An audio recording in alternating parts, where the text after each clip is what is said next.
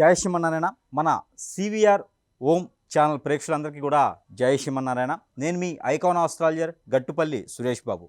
మనకి హిందూ సాంప్రదాయం, సనాతన ధర్మం, మనకి కొన్ని వాల్యూస్ ఇవి మనం విన్నాగా పాటిస్తున్నాం కదా. అయితే ఇక్కడ మనకి తీసుకున్నట్టయితే కనుక ఎంతోమంది హిందూ దేవుళ్ళు దేవాలయాలు అని చెప్పేసి మతాలు కులాలని చెప్పేసి విభజన చేస్తూ ఎంతో రకాలుగా కొట్లాట్లకి కారణమవుతూ ఉన్నారు మన ప్రపంచంలో జనం. మన భారతదేశంలోనే కాదు, విదేశాల సైతం కూడా ఎంతోమంది హిందువులు మతస్థులు వేరే మతస్థులు అని ఉంటూ ఉన్నారు. అయితే దీనికి ప్రత్యేకంగా మనం చెప్పదగింది ఏంటంటే కనుక హిందూ దేవాలయాలని కాకుండా, హిందూ మతమే అని కాకుండా హిందూ దేవుళ్ళు అనేది కూడా సృష్టించారు. కాబట్టి మనము కొలుచుకుంటున్నాం. అది మన ఇష్టంతోనూ ప్రేమతోనూ అభిమానంతోనూ దేవుని మీద మనకి ఉండేటువంటి అన్ని రకాల ఆప్యాయతతో కావచ్చు, అన్ని రకాలుగా మన భక్తి భావంతో కావచ్చు. స్వార్థంతో కూడా పూజించేవారు ఉన్నారండోయ్. అయితే ఇక్కడ ముఖ్యమైనటువంటి ఒక స్వామి గురించి మీతో ప్రస్తావన ఈ రోజున మాట్లాడదాం. మన అధ్యయనంలో ఒకటి హనుమాన్, మహావీర్ హనుమాన్, జై హనుమాన్. హనుమాన్ అనగానే అందరిలోనూ చిన్నపిల్లల నుంచి పెద్దవారి వరకు కూడా హనుమాన్ అనగానే మహావీరుడు, సూర్యుడు, ఎక్కడ దాకైనా వెళ్ళగలుగుతాడు, ఏదైనా చేయగలుగుతాడు. చంటి పిల్లలు చూడండి, ఏదైనా బాగలేకపోతే హనుమాన్ మందిరంకి వెళ్ళండి, హనుమాన్కి పూజించండి అంటారు. దిష్టి దోషాలు ఏమైనా ఉంటే హనుమాన్కి పూజించండి అని చెప్తారు.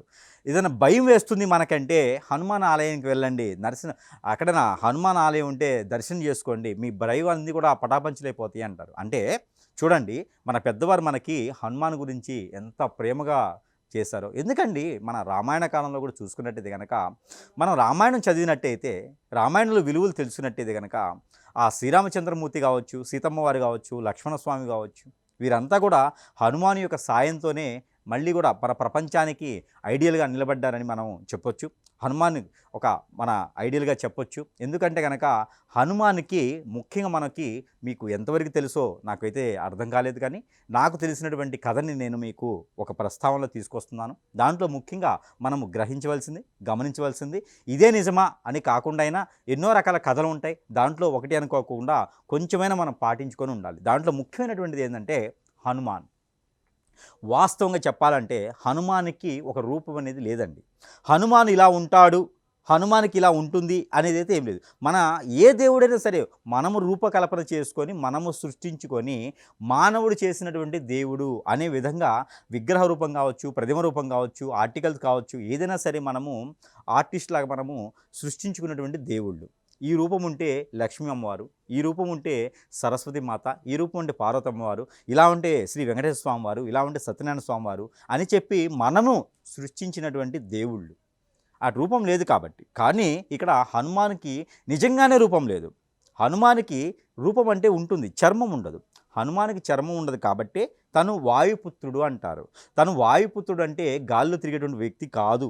వాయుపుత్రుడు అనగా చర్మం లేకుండా మనకి చేసేటువంటి పనులన్నిటి కూడా వాయుపుత్రుడు అంటారనమాట. అందుకే హనుమానుడు ఎంతటి కార్యమైనా సరే, ఎంతటి కష్టకాలమైనా సరే దాన్ని నిర్వర్తించేందుకు కూడా వెనకంజు వేయడు. హనుమానికి 364 రకాలటువంటి కళలు, విద్యలు, అధ్యయనాలు తనకి ఆసంభవమైనవి, తనకి వశమైతే ఉంటాయన్నమాట.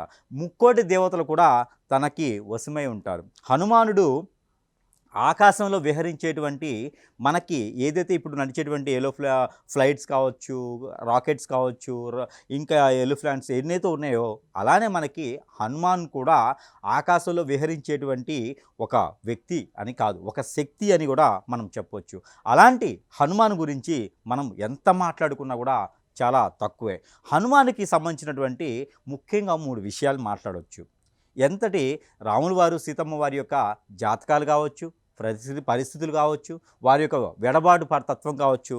అలానే ఈ యొక్క వెడబాటుని దగ్గర చేసినది ఎవరయ్యా అంటే కనుక హనుమానుడు. అందుకే మన మానవాళిలో ఎవరికైనా సరే పెళ్ళి అవ్వకపోయినా, భార్యాభర్తల బంధంలో దూరమవుతున్నా, పెళ్ళి అయ్యి దూరమవుతున్నా, ఏదైనా గ్రహరీత్య దోషాలున్నా, ప్రకృతి నుంచి దోషాలున్నా, కాలసర్పదోషం, నాగదోషం, కుజదోషాలు లాంటివి ఉన్నా కూడా హనుమాన్ మందిరంలోకి వెళ్ళి ఆకుపూజ చేయించుకుంటే అవి ఎంతటితో పటాపంచలైపోతాయి. అదే మనకి పెళ్ళిళ్ళే అవ్వట్లేదు, అసలు సంబంధాలు కుదరట్లేదు, జాతకం ఏదో పట్టి పీడిస్తుంది, మా అమ్మాయి మీద మా అబ్బాయి మీద ఎవరో ఏదో చేపించారు, నరదిష్టి నరఘోషం ఉంది, అని ఎవరైనా బాధపడుతుంటే హనుమాన్ మందిరంలోకి వెళ్ళేసి మనం ఏమి చేసే అవసరం లేదండి. హనుమాన్ మందిరంలో సింధూరం ఒక అరకిలో, అలానే నువ్వుల నూనె ఒక అరకిలో దానం ఇచ్చేస్తే గనక, ఆ స్వామివారికి అలంకరణ చేస్తే గనక, ఆ అలంకరణ చేసినటువంటి సింధూరం మనం ప్రతిరోజు కూడా నిత్యము ఉంచుకున్నట్టయితే గనక, నుదుటి మీద పెట్టుకున్నట్టయితే గనక, ఖచ్చితంగా ఆ సింధూరం పెట్టిన తర్వాత 41 రోజున మనము నాన్ వెజ్ తిట్టకుండా, నాన్ వెజ్ తినకుండా, ఏ అశుభ కార్యాలు పాటించకుండా కూడా మనము ఏదైతే ధర్మ ప్రకారంగా ఉంటామో, నిజాయితీ నీతిగా ఉంటామో, ఎవరిని నోటితో పొల్లెట్టు మాట కూడా అనకుండా ఉంటామో, వారందరికీ కూడా అంటే ఎట్లా ఉండాలంటే, మనము ఒకటి అనుకోవచ్చు. ఎలా అంటే దీక్ష అంటాం. స్వామివారికి చేసేటువంటి దీక్ష ప్రకారంగా గనక మనం నిర్వర్తించగలిగితే, మనకి జీవితంలో ఏదైతే కోల్పోయామో అది దగ్గరవుతుంది. ఏదైతే మనకి పెళ్ళిళ్ళు కావాలనుకుంటారో అవి పెళ్ళిళ్ళు కూడా దగ్గరవుతాయి. అలానే ఆర్థికంగా వెనకబడుతున్నాము, ఏ పని చేసినా ముందుకెళ్ళట్లంటే హనుమాన్ మందిరంలోకి వెళ్ళేసి ప్రదక్షిణాలు చేస్తే చాలు. మనం అనుకున్న పనులు ఖచ్చితంగా కొంగు బంగారం చేస్తారు.